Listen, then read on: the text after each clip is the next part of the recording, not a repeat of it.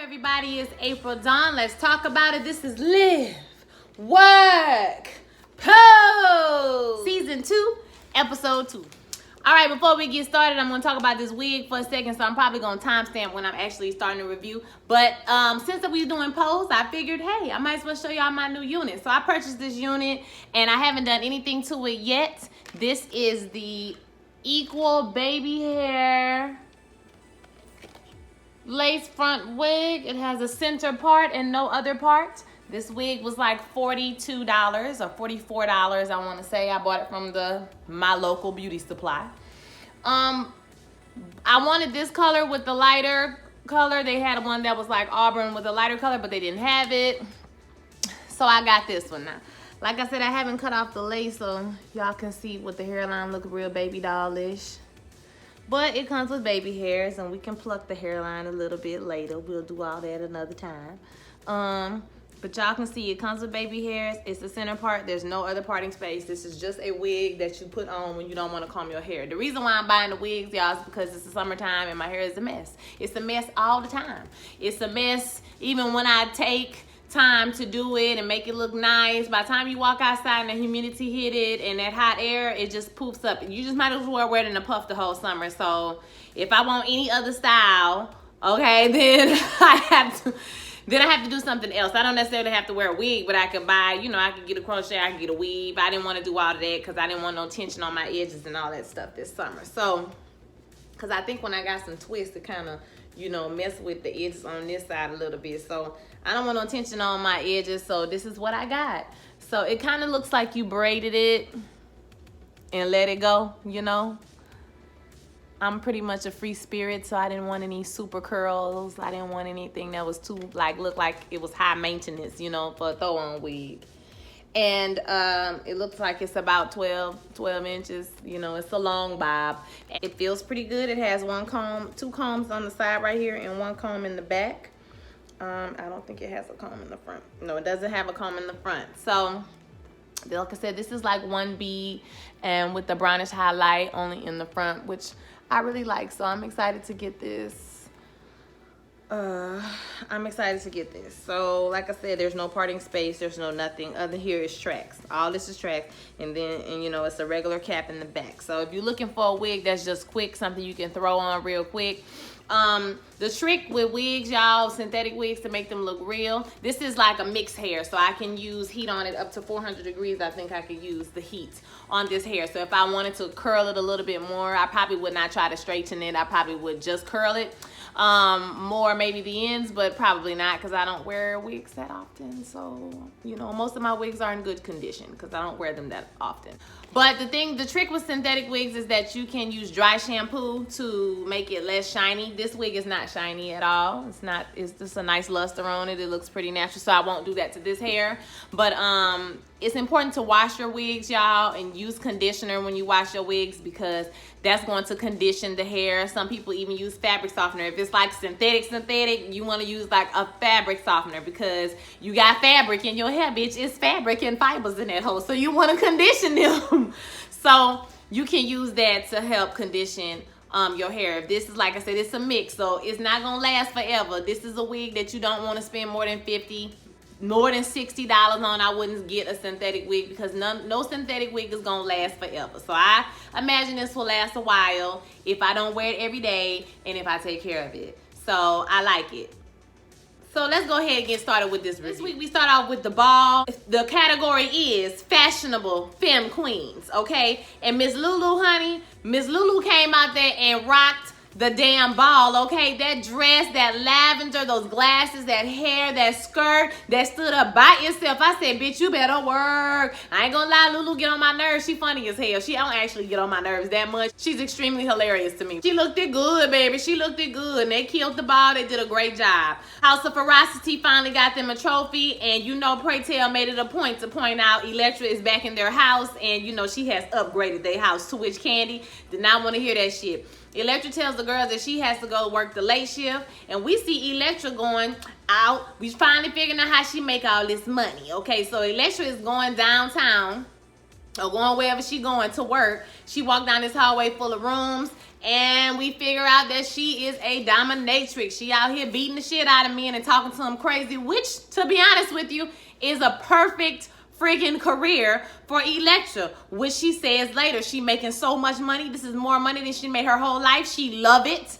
Okay, she's still gonna work at the restaurant because, you know, that keep her in the rich and famous, you know, miles, and then working here keep that bitch paid with furs and luxury. Okay, and one of the girls comments on how the men now are all going to the dominatrix and they all getting hand jobs. Everybody's scared they're gonna get AIDS or HIV.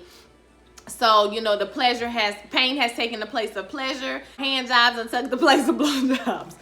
So, you know, she out here making her coin. You know what I mean? I can't be mad at her, but if you saw the preview for next week, you already know that something is gonna go wrong. So she gonna choke out somebody because when she was there, the dude said, "Can I take this drug?" Whatever that drug was, it like intensifies when you take it with something else. So some tell me that somebody gonna die and that somebody is gonna be important, or the people gonna be looking for her. She gonna need help, and she gonna be right back at Mother Blanca's house in a minute, begging her ass for help. Whatever. Right now, she living the high life. You see Angel helping Blanca with her style. Blanca always says that she has gotten kicked out of a lot of women's dressing rooms, so you know her clothes don't ever. She don't know how they fit till she get home. She steal whatever she can take. And Angel was like, "Girl, you got to do better than this, sis. Okay, so if you want to pass, if you want to open a business, you can't get clocked. They're not gonna give you the business. They're not gonna give you the lease or whatever because of discrimination." So she decides to help her out with her fashion. Then Blanca goes on downtown for the meeting with Miss Norman. Miss Norman is going to owns this building that she wants to rent to be her salon. And so we see that Miss Norman is racist as soon as Miss Norman get her ass out the car, okay? So she said she don't rent to people that's darker than her Aunt Tootie Toot after vacation. I said, well, damn, bitch. Okay, you racist. All right. They get out. She asked her whether she Puerto Rican. She tell him she Dominican, and she like, oh, okay, well, you know, I have had good, you know, experience with them. They hard workers or whatever. So the lady really not paying no attention to her like that enough to clock her, okay? So she ends up getting the key. The lady, no contract was signed, which is a problem. But get the key and give me $1,000 a month. They'll be around to pick it up, okay? Don't worry about the paper, you know. Don't worry about paperwork. Don't worry about none of that stuff. You know, that's clear. Taxes and all of that kind of stuff. You don't want to deal with that. Then she talks about gentrification and how New York is changing. Now, we all know in 2019 that New York is heavily gentrified, as is the city I'm from, or the place I'm from, Louisiana. New Orleans is definitely gentrified. Houston is definitely gentrified. Right now, I cannot tell y'all that I'm not sitting in an apartment right now that's in an area that's low income that is being gentrified. Like, I am one of the people who moved into the gentrified apartments. If you look out in my neighborhood, it's majority low income Mexicans. Just gonna be honest with you. Low income Latino people, okay? Because I'm sure they all not Mexican. But the whole area is like this. But if you drive down my street, you have my apartment complex, which is a very small complex that's brand new. Then they have another condos that they building that's brand new down the street. And at the end of the street, there's a whole nother condo complex, like a condo neighborhood. Y'all know what I'm talking about? That's so this area is heavily gentrified. If you drive down any of the streets, you'll see an old house next to a brand new house, and it's like that all over. So gentrification is a thing, and Miss Norman was right about that. Now shit is getting gentrified. Ricky comes home. Damon is so excited to see him. He got a little thing set up for him, you know, a little love tent, and they start, you know, kissing and fondling and having sex. Later on, Blanca walks in on them by accident, and she tells him that Derek died. Derek has passed away, and his funeral is coming up, and they all need to go. Later on at the funeral, we see that Nurse Judy is there. Pray Tell is there. You know, all the usual people are there. And Nurse Judy talks to Blanca about taking that damn medicine. Blanca, like, well, the side effects were supposed to be really bad. Now, I don't know if y'all watch James Caldwell or Spill It Boy TV, but he talked a lot about in his last review about how EZT worked and how the side effects were horrible and it might have killed more people than AIDS and HIV. That's how bad that medicine was, but it was the only medicine they had at the time that could prolong your life. Now, when I'm just thinking, you know, prolong your life mean you probably gonna live a prolonged life of agony, okay? It's not gonna be a prolonged great life, but it will be, you will live longer than if you just let the disease take its course, right? She's telling her to take the medicine, and that's all they had available at the time. Now, if y'all remember, y'all seen that movie with Matthew McConaughey, was that the drug that he was going down there to get in Mexico that they wouldn't allow in America? I wonder if that's the same drug or it's another drug. Now, we know later on they developed more drugs that were a little bit easier for the system to handle and, you know, were lighter on you. They say it's like 10 times worse than chemotherapy. So, you know, it's bad. It kill everything. She's still gonna think about it. You know, Nurse Judy is trying to get her to take the medicine. Later on at home, Blanca is pissed off because Ricky, Damon, and the twins did not come to the funeral. So she's pissed off about it. She fusses at them and tell them, you know, because they come in, they giggling and laughing. They've been out on the street, dancing and performing, and nobody wasn't paying them any attention. But he said as soon as they started doing the Vogue moves, a crowd formed around them, and they were like celebrities, and everybody wanted to know what they were doing, and ballroom is going to be more popular than this. And she started going off about ballroom being family and how they wasn't there for their family today, and it's sickening and X, Y, and Z. Blanca is pissed. So Candy, Lulu, Electra, and the rest of the house are having dinner. Electra is pissed off because she wants some Chinese takeout, and they like, girl, we on a diet. We trying to get runway ready. All the fuck they got is popcorn, hot sauce, bitch. Oh my God. I said, damn. I mean, my thing is this, like, Candy, if you ain't had no money for nothing but a manicure and some over Redenbachers, bitch, you could have saved them $3 or $4 and went to the store and got you a loaf of bread and some sandwich meat. Bitch, you could have at least ate a sandwich. They say they on a diet, so I guess they eating vegan, bitch, okay? Electra says she needs some more closet space. She does not have enough closet space, okay? And Candy goes to tell her, listen, this is my house. What you have is what you have. The closets are full, bitch. I don't know what to tell you. Electra, you know, she kind of back off a little bit. And Electra says, you know what? You made me think about this something. This is your house. And I have spent so much time making room for you, making room for Lulu, making room for Blanca, for all these girls I helped raise, but no more. No more, honey. I have realized that I need to stop lowering myself to be with you tired representations of how I was a failure as a mother. And I need to realize that I am the one and only Electra. I said, Electra, if you don't sit your homeless, dumb looking ass down somewhere. She did slay this episode, though. I'm not even gonna hate on her. That was the best acting I have seen from her so far. Okay, that one scene, because some other scenes,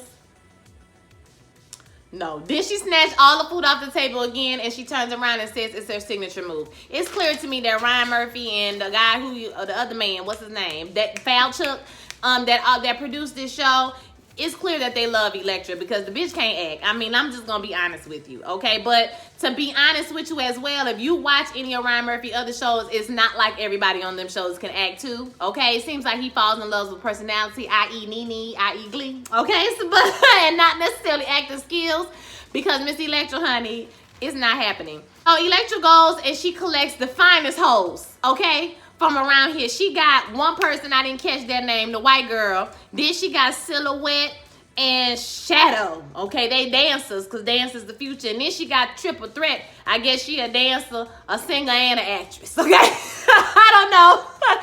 But she looked like a supermodel. So, you know, she got the hoes together and she got the crew. Okay, so the next time they have a ball, you know, it's like a fairy tale ball. It was real cute with House of Extravaganza. Did not Extravaganza. House of Abundance. No, House of whatever their damn house is. Okay, it was cute with the Romeo and Juliet, Angel and Poppy. That was real cute. And all of a sudden the lights go off. And then they come back up and we see Electra walking in with the hose, right? And she like, boom, I gotta make an announcement. And Candy is like, bitch, no, hell no, pray tell. She interrupting the ball with this bullshit. No, you can't just be grandstanding and doing all this whatever you want. And pray tell says, okay, let's go to the judges. The judges say, nah, bitch, get up out of here. Ain't nobody got time for you grandstanding. So she turns, and then Candy grabbed her hammer and then she wanna fight. She talking about, bitch, it's hammer time. I was like, did that song come out before that? I doubt it. I think it's just, you know, in the dialogue, but MC Hammer most definitely was not out at that time period, because that's my childhood, okay? I just want to get that straight with y'all. That's my childhood. I had hammer pants when I was in middle school. Was it middle school? I want to say about third or fourth grade. Yeah, so I want to say about third or fourth grade, I was a true MC Hammer fan, and my mama had made me 2 outfits with Hammer pants, and I wore my Hammer pants to school. You couldn't tell me shit, okay? You couldn't tell me a damn thing. So she said it's Hammer time. They used to go to fighting and all of that shit, and then, you know, right before they walk out, she says, "This is the house of Wintour," in honor of Anna Wintour, who owns Vogue magazine, or the editor or whatever in chief of Vogue magazine. Wintour is coming. That's another line that's, you can tell a queen wrote in 2019, because Game of Thrones, like, that's the references from Game of Thrones. Winter is coming, Wintour is coming. It was cute, but sometimes I feel like they need to stay in the time period, okay? Like, they need to stay in the 80s. I know in the 80s, I don't know if they were saying like that, stuff like that in the 80s, or they would make a reference like that.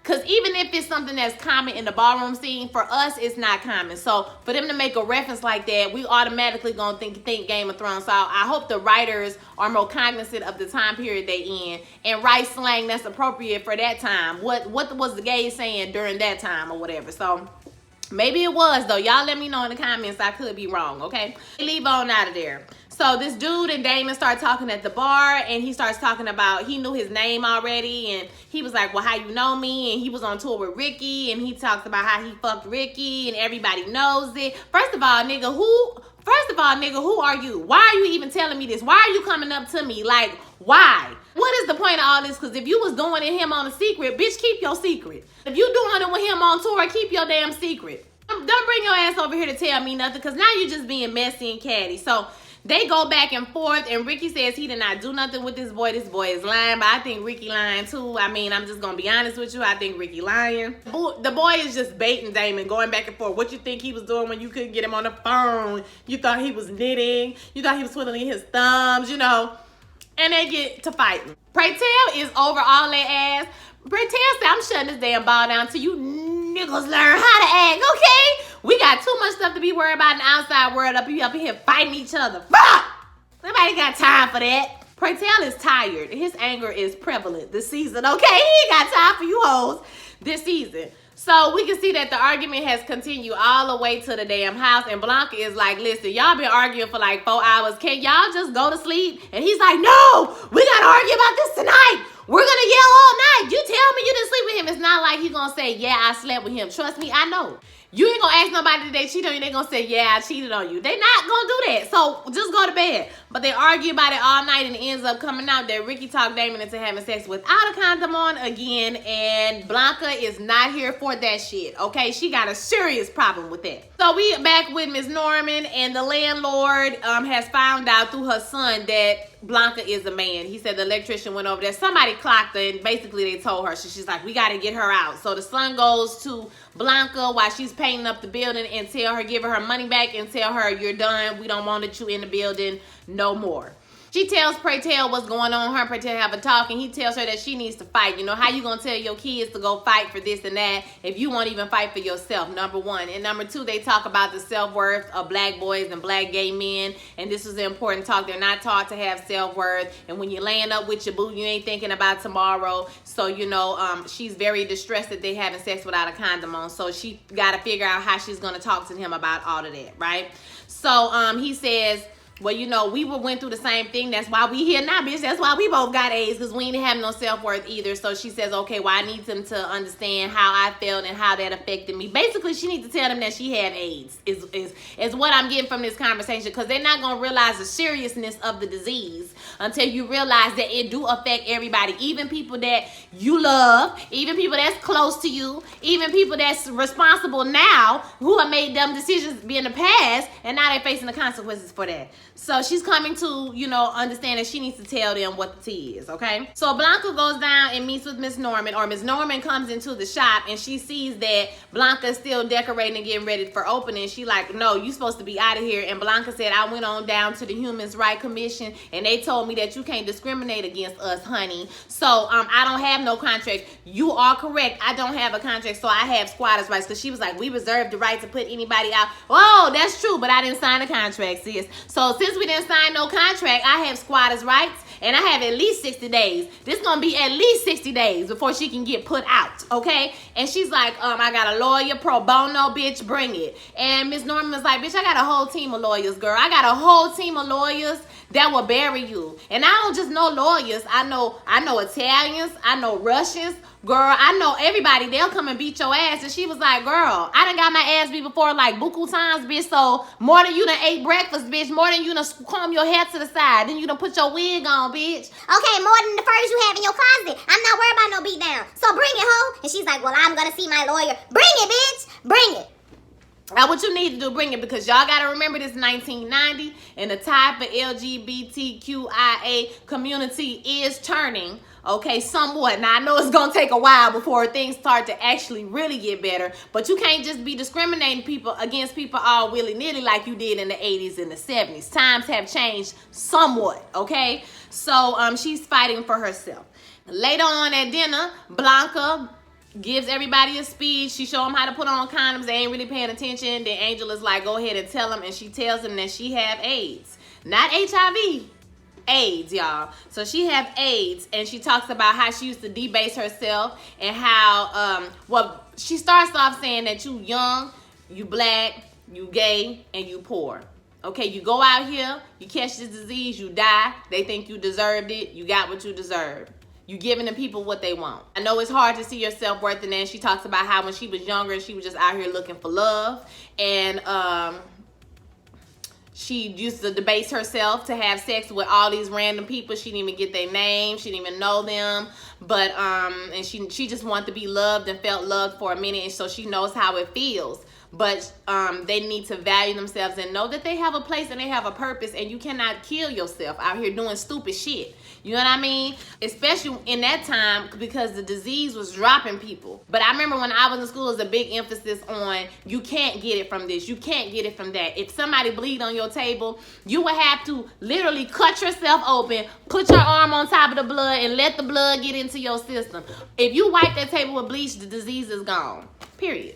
And they emphasize to us the ways we couldn't get it, so that you would not ostracize people who do have it. And it's not like I knew anybody who had it, but the point is, you don't want to ostracize people when they do have it, like they can't touch you, they can't look at you, you can't drink after. You can do all of those things. It will take literally gallons of spit of you kissing somebody for you to catch HIV, and you would have to have an open cut in your mouth. Okay, so it's a lot of ways you can't get it. It's only a few ways you can get it, y'all. So listen, that shit is real. Poppy is one of my favorite characters on this entire show. All he do is fucking support people, okay? So he gets on his knees and tell her that she took care of him when nobody else would take care of him, and he's going to take care of her. I was like, you better, Poppy! Ricky and Damon go to the clinic and get tested. They both are negative, which is great news. But Damon seems a little perplexed, and he just says that, you know, I low-key think he is a little jealous of Ricky, because Ricky's traveling the world, you know, he's dancing, he's doing his thing, and Damon is the dancer, and he is the one who kind of left behind, and Ricky is his whole wide world. So now he's trying to have some second thoughts about the relationship. And although Damon is having some second thoughts about the relationship. And although Ricky wants to stay with him, he has to go to a rehearsal, okay? Much like my life. At the next ball, this is the Euros ball, the Evos ball, or Euros. I think that's what they called it. So this is like the ball of balls, apparently. House of Evangelista, that's what it is. House of Evangelista comes in and they kill, they do well, but they just got 8s and 9s. They didn't get 10s, you know. So without Electra, you know, they need to step up their game more, but they doing other shit, you know what I mean? So they got less focus on balls. They got real life issues going on, okay? So they did pretty good. Now, honey, the House of Wintour, honey, that House of Wintour came out and slayed, bitch. I couldn't even, it wasn't nothing I could say to hate. Came out with the whole under the sea thing.